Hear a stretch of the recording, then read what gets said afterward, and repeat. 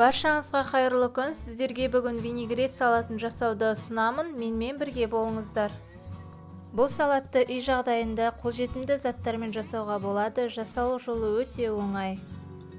Достар, енді біз алдын ала қажетті заттарымызды дайындап, суға пісіріп аламыз. Енді бізге 4-5 орташа картоп қажет, оны 4 бұрышты етіп тураймыз. Достар, негізінде 3-4 картоп болса да жетеді, бірақ та мен өзім көбірек салдым.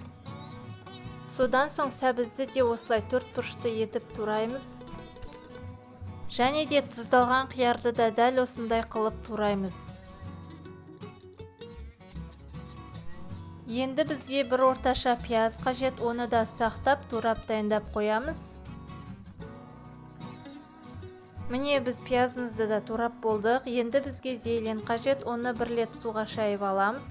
Содан соң ірілеу етіп тураймыз. Және де чеснокты да ұсақтап тураймыз, немесе теркадан өткізулеріңізге де болады. Енді соңынан қызылшамызды да біркелкі етіп турап шығамыз.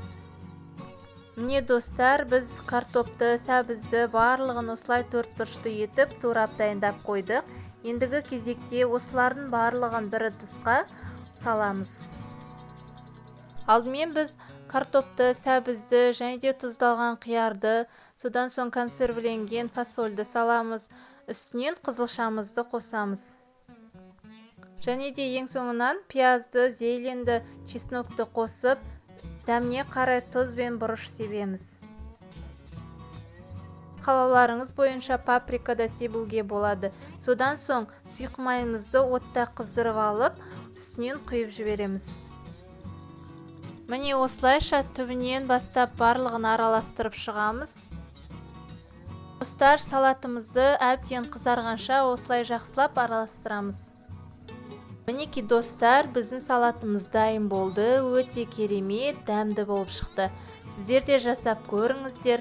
Осылай жылтырап, дастарханыңыздың сәнін келтіріп тұрады.